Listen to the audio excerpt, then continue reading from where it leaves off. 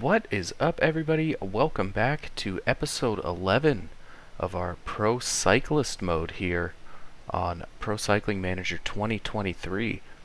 And coming off the heels of a very successful last episode, looks like we're going to have a ton of hilly stages today to try and press that advantage and get some more wins on the board to make the teams for next season a little more interested in signing Vladimir Saracen. And up first we have the Fan Ardèche Classic, a 159.7 kilometer hilly stage that looks like it's going to end in a bit of a sprint, which isn't ideal for us, but we can try and look to get over that last hill in first and try to stay away until the end. And at the start of the day we were informed we're just going to be a teammate today. It looks like we have a decent shot to win this, but apparently our race director doesn't think so. We'll have to see if we're going to listen to him or not come the end of the stage. And with about 20k left, we're still 2.5 minutes behind the leading group, but we are up front chasing. And it looks like this might be a good time for us to put a massive attack in. Just use all of that acceleration we have to try and get over the top and bridge the gap here to these leading riders. So we do cut about 30 seconds into their lead, but we put about a minute between us and A1 or A2, which is where the rest of our team is. We can take it a little easy on this downhill section, but looks like that breakaway might be a little too hard to catch for us. And with about 11k left, we have linked up here with Julien Alaphilippe and Romain Bardet. Two big hitters that can definitely drag us closer to this breakaway, but 2 minutes still seems like it's going to be a lot to make up here in the last, 7k if you count to where they are. So we're going to push the pace and just try to attack from the bottom of this hill. Well, not if Romain Bardet is making the attack. We're not going to be able to attack around him, so we can kind of set our pace a little higher, not burn ourselves out as much. Move it back down, and now we can set up our attack. But it just doesn't look like we're going to have the legs to keep up with the big hitters from the World Tour as we use the rest of our red bar there just to try and get over the top, latched onto the back of these guys. And I know we're not going to have much left come the end, but if we can link up with Alaphilippe, we still might have a shot at finishing in the top 10.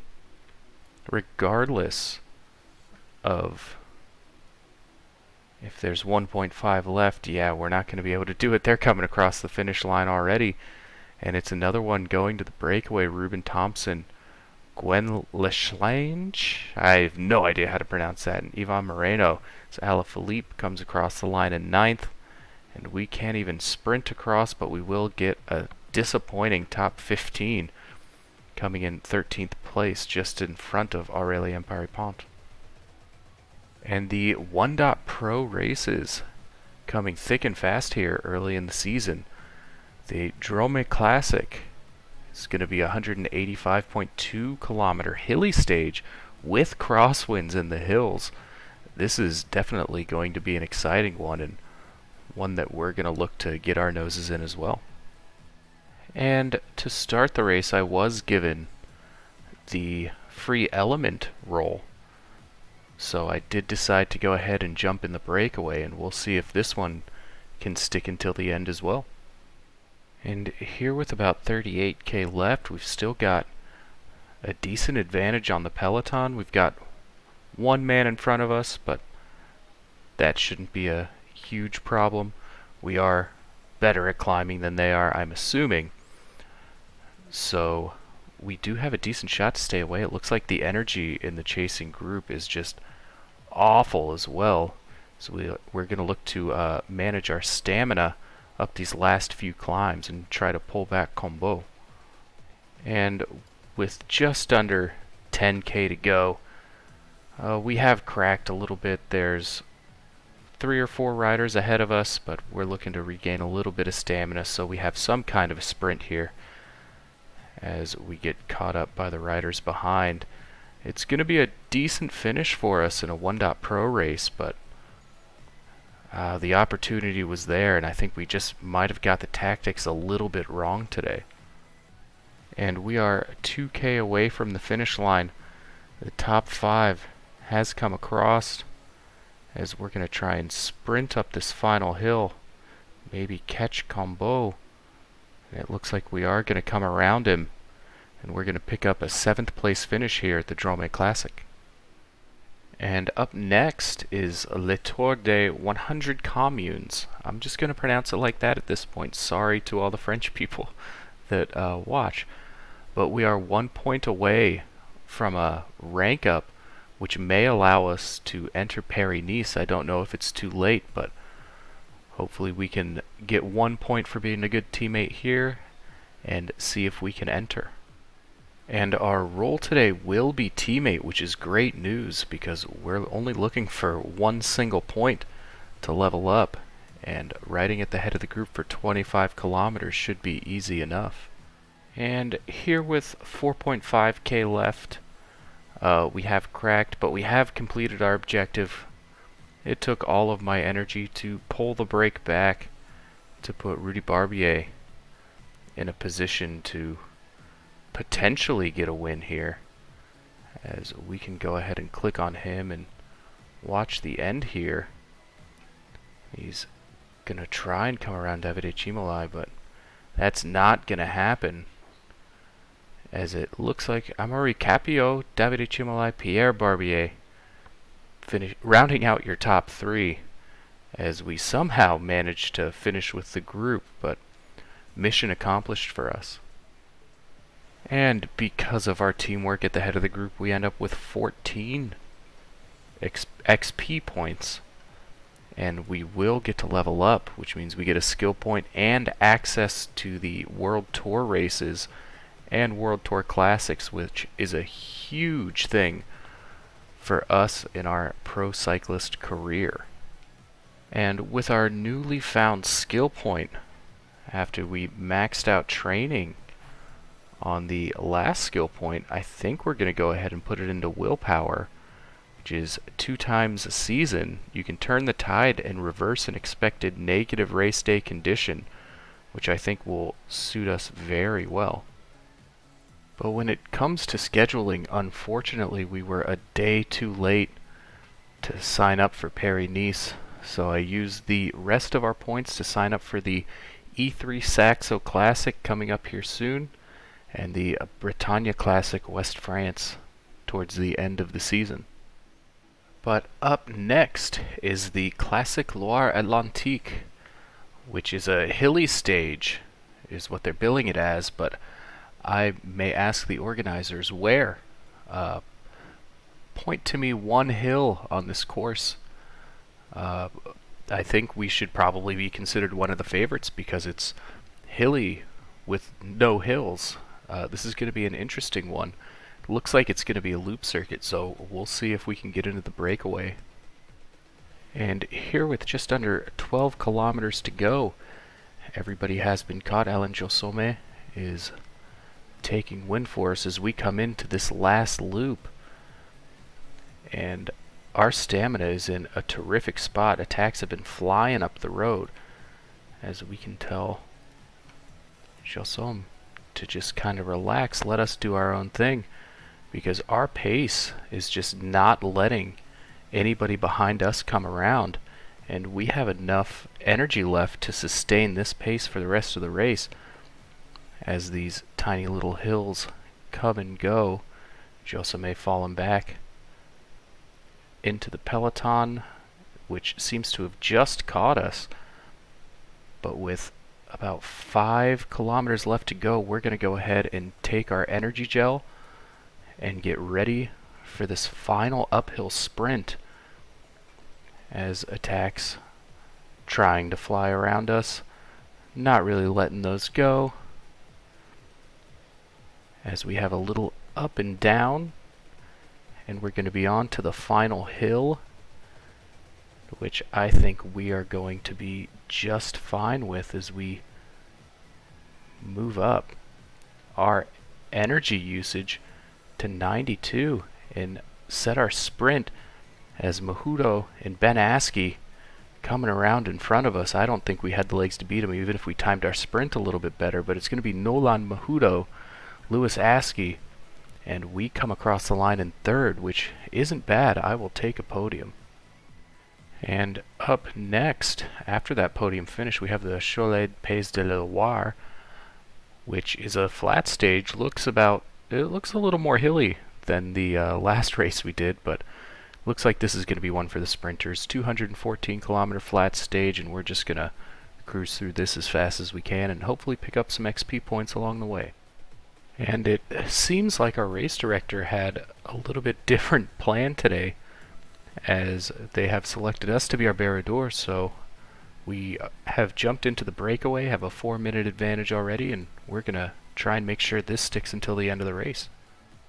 And with about 23 kilometers left to go, we're approaching the last of the rather large hills, so we're going to go ahead and look to make a break out of this front group. Maybe we can do it here. Use a lot of our energy getting up and over this and create a little bit of daylight to the rest of the breakaway. It's really our only option. We have already completed our race director objective of staying away for 120 kilometers in the breakaway, I think it was. But we are trying to stay away just for that end, but we cannot, as Johan Jacobs and Lewis Askey both come around. We're going to need to sit off and regain some stamina, because right now we are not even going to make it to the end. But in the end, we did end up breaking. The peloton caught the entire break, and we're going to come in A3 just behind the peloton, which I pretty much assumed at the start of the race that something like that would happen, but we can at least try to get a sprint off and finish ahead of a couple of these people, and it's gone. So we are going to come across the line somewhere towards the back in 62nd place. And that will lead us to our last race of the episode. But before the end, we will see the list of teams that we could potentially ride for next season. So there is still something to watch after this. But this is going to be a big one, our first World Tour race, the E3 Saxo Classic. It's a cobbly flat stage, but it should be one for guys with high stamina. We're not really one of those, but we do have decent cobble stat. We have decent hill stats. We might be able to stick around somewhere in the top 20. But we were supposed to have a negative race day condition, but because of our skill point and willpower, we do get to reverse that, and we will be on a +3 day, which will greatly boost our chances in our first World Tour race. And with just over 40 kilometers left, we find ourselves in the front group chasing Tom Pidcock, who is 3 minutes up the road, which I can't believe anybody allowed him to do that. But we're coming up to this last cobbled hill, so we have the stamina. We're going to go ahead and set our attack and see if Jumbo-Visma can follow us. Because if we just sit there, we're not going to have a shot at this race. But we keep pushing our attack harder and harder as we drop the rest of the peloton. We'll see if we can hold on to this until the end. And we were caught by the chasing peloton with about 26k left, but we did cut in to a big advantage. I mean, some big names up there. I was the launch pad for Dylan van Baarle, but Tom Pidcock's up there as well. So it's on Yves Lampaert and Wout van Aert to close that gap if they want to have a shot at this. And unfortunately, we were dropped from the front group. Just too many strong legs, but we're in here in a group with Yves Lampaert, Gianni Vermeersch with about 6k left, and we're going to go ahead and slow it down because I do not want to finish behind them, and I'm not going to beat either of them in a sprint. So we're going to go ahead and attack from far out here with 4K left and just try to get rid of them,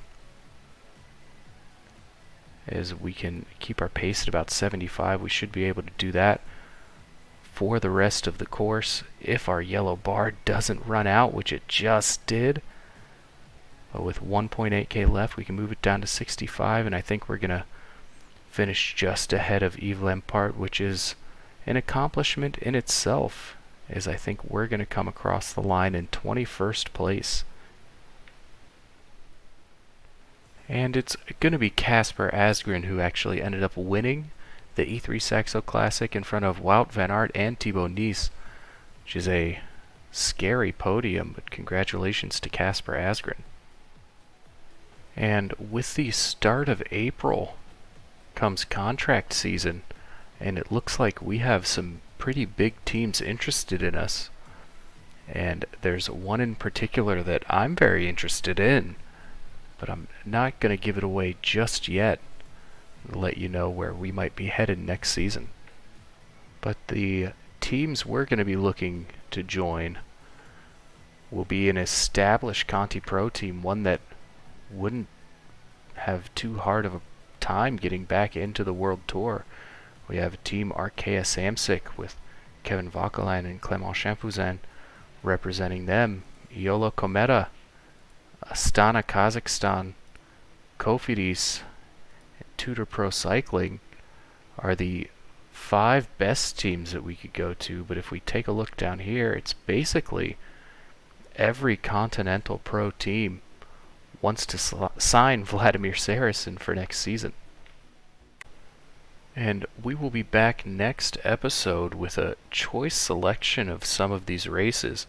There's a lot of flat stages in here that I won't really bother showing you, but it looks like there's going to be some fun races coming up.